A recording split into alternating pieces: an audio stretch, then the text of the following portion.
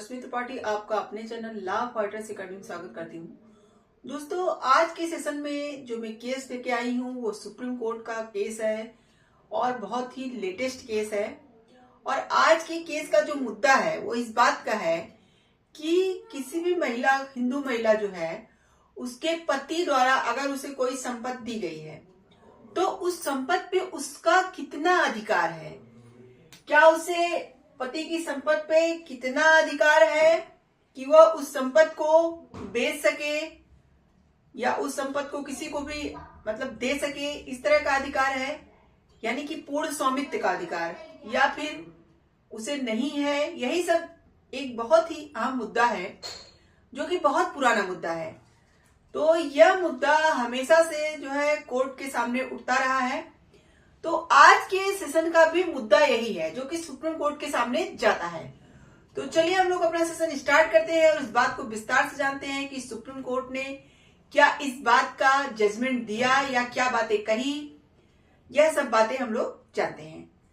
जैसा कि जो ये केस रहता है, केस का जो फैक्ट रहता है कुछ यूं रहता है कि एक महिला रहती है और महिला के पति द्वारा उनको वसीयत करके संपत्ति मिली थी, लेकिन उस वसीयत में उनके पति ने यह लिखा था कि पत्नी अपने जीवन जब तक वो जीवित रहे उस संपत्ति का यूज कर सकती है, लेकिन उसके मरने के बाद वह संपत्ति पति के उत्तराधिकारियों के पास चली जाएगी, यानी कि उसके बच्चे को, पोते को, जो भी उसके उत्तराधिकारी हैं उनको वापस चली जाएगी। लेकिन जब तक पत्नी जिंदा है तब तक उस संपत्ति का यूज कर सकती है।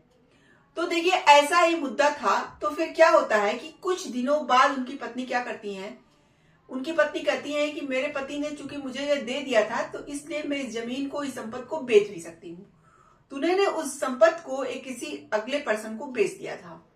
तो जब उन्होंने संपत्ति को बेच दिया तो उनके बेटे और उनके पोतों ने इसके खिलाफ आवाज उठाई। उन्होंने कहा कि वसीयत में यह शर्त रखी गई थी कि आप संपत्ति को जो है जीवन काल तक यूज कर सकती हैं, लेकिन आपके मरने के बाद वो संपत्ति उत्तराधिकारियों को मिलेगी तो आप उसे बेच नहीं सकती हैं।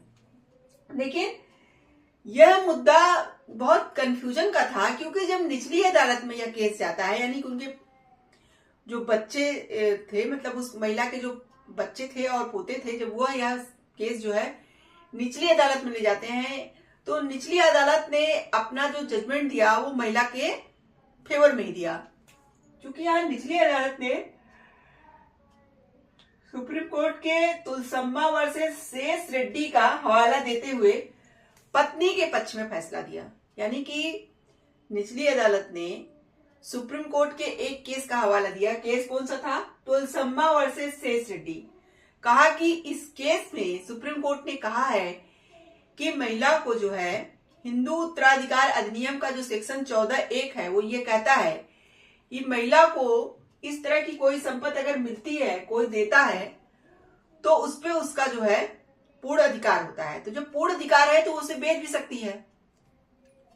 तो देखिए, तब जब इनके पोते और बच्चे को यह फैसला ट्रायल कोर्ट का नहीं समझ में आता, निचली अदालत का नहीं समझ में आता, तब यह अपना जो है यह मुद्दा लेकर के जाते हैं हाई कोर्ट। तो पंजाब एवं हरियाणा हाई कोर्ट थी।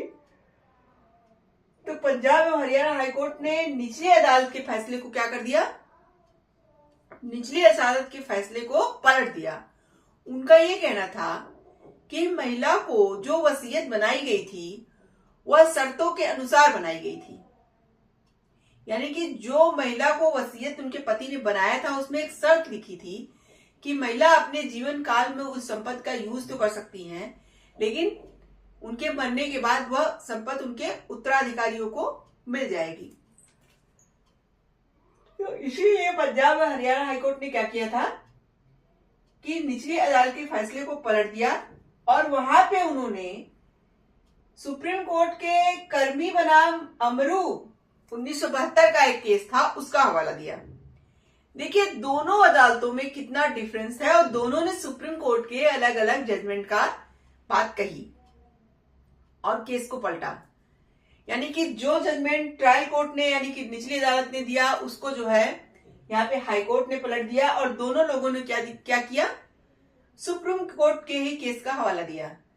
अब देखिए यहाँ पे बात ये थी, जो हिंदू उत्तराधिकार अधिनियम का सेक्शन 14(1) है, वह तो ये बात कहता है कि हिंदू महिला को अगर कोई संपत्ति मिलती है तो उस पर उनका पूर्ण अधिकार होता है। लेकिन जो हिंदू उत्तराधिकार अधिनियम का सेक्शन 14 का जो दूसरा पोर्शन है, 14(2) है, सब सेक्शन सब क्लास, वह यह कहता है कि उपहार और वसीयत में अगर किसी महिला को कोई संपत्ति दी गई है तो उस पे उसका पूर्ण अधिकार नहीं होता है।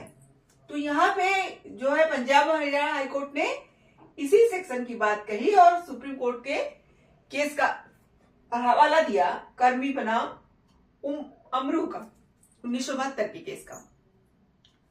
तो देखिए अब यह मामला कितना उलझ गया था कि निचली अदालत अपना कुछ अलग जजमेंट दे रही थी और पंजाब और हरियाणा हाईकोर्ट कुछ अपना अलग जजमेंट दी। तब यह मुद्दा जाता है सुप्रीम कोर्ट के पास। तो चलिए हम लोग जानते हैं कि कौन से जज बैठे थे जो इस केस की जो है सुनवाई कर रहे थे और उन्होंने अपने जजमेंट में क्या बातें कही। न्यायमूर्ति पीएस नरसिम्हा और संदीप मेहता की पीठ ने, यानी 2 जजों की खंडपीठ थी जो इस केस की सुनवाई कर रही थी। उन दोनों लोगों ने जब सारे मुद्दों को जाना और समझा तो देखिए यहाँ पे कोर्ट ने भी कहा कि इस तरह का जो महिलाओं को ऐसी संपत्तियों को लेकर के जो विवाद रहा है वो बहुत ज्यादा रहा है।